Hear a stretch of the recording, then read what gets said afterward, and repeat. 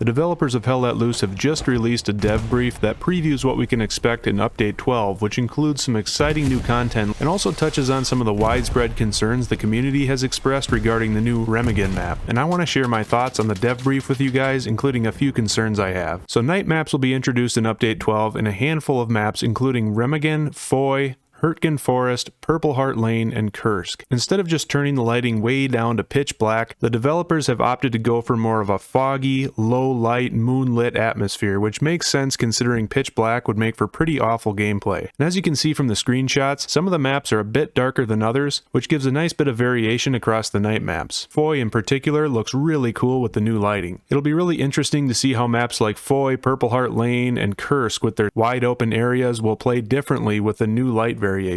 Areas that are extremely risky and difficult to cross in the daytime versions might become more manageable under the cover of night due to the reduced visibility of the enemy team. Now, to help with the reduced visibility, flare guns are being added along with the night maps, and at least initially, spotters will be the only role in the game to carry the flare gun, and they'll only get a single flare, so being strategic about when and where to use it will be really important. Players will also need to be careful with the angle of their shot, because if the flare collides with something like a building or a tree, it'll fizzle out and become inactive, and if it's not fired at a great enough angle, it won't have enough time to activate before hitting the ground, and again, it'll fizzle out. Not to mention, firing a flare will leave a trail of smoke behind, which might give away your position. Not only will flares illuminate the surrounding environment, but they'll also function similar to a recon plane in that they'll mark enemy positions on the map within a 50-meter radius of the flare, which is an interesting little twist they've put on it. To assist in identifying the flares, the allies will have green flares, while the Axis' flares will be red. Flares will be an interesting addition to the game, and I really look forward to testing them out. So now I want to touch on a few concerns I have over the Remigen map and how the developers have chosen to respond to these concerns. The Remigen map features the Ludendorff Bridge, which is the one and only way across the river. Naturally, this will force players into a single very long and very narrow choke point, which defenders will simply have a field day with. Between artillery, bombing runs, strafing runs, tanks, AT guns, snipers, and machine gun fire, getting across that bridge is going to be an absolute nightmare and damn near impossible. Many, including myself, have called for some modifications to be made to the way artillery works just for this map. Suggestions included removing artillery altogether, adding a cooldown between each artillery round, and my personal suggestion, which is to make artillery much more expensive on this map so that each shot eats up a large amount of munitions. This would force artillery crews to use it strategically. They could still spam artillery if they want to, but they would risk running out of munitions much more quickly than a conservative approach that would last much longer, but perhaps be a little bit less effective against the enemy forces crossing the bridge. Unfortunately, none of these suggestions were implemented, and instead the attacking team will basically have to rely on pulling off a successful airhead in order to have a shot at victory. And I find this solution to be rather problematic. See, if your team's tanks, AT guns, machine guns, snipers, artillery, and bombing runs are all being focused to lock down the bridge, all the remaining infantry really has to worry about is watching for these enemy airheads and shutting them down immediately. So sure, the airhead approach might work during the initial launch of the map, but as soon as people catch on that all you really have to do is lock down the bridge and then intercept incoming enemy airheads the whole game, it's going to be a real problem for whichever team has to cross the bridge. Another concern I have is that the dev brief specifically calls out the importance of the recon units spawn camping artillery. And this has been a game mechanic that I and many others have complained about in the past. And the fact that the developers don't really view this as an issue and are actually encouraging it as a way to deal with artillery on the Remigen map instead of coming up with a more appropriate solution like some of the ones suggested by the community is a bit disappointing. There's going to be an even greater pressure on recon teams than usual to spend the entire game camping artillery. Otherwise, the artillery crews will make it nearly impossible to cross the bridge. And this just isn't a fun gameplay mechanic for either the artillery crew or the recon units, so I'm a bit surprised the developers don't see this as an issue as well. But hey, maybe it's less of an issue than I'm making it out to be, and I guess we'll find out soon enough in the upcoming PTEs. I'm curious to know if you guys agree with me on this, so leave your thoughts in the comments. If you haven't already, subscribe to the channel for more development updates and tutorials, and come hang out with me in my growing community on Discord using the link in the description. We've even got our own Hell Let Loose server called SoulSniper's Soldiers of Fortune, so come squad up with us.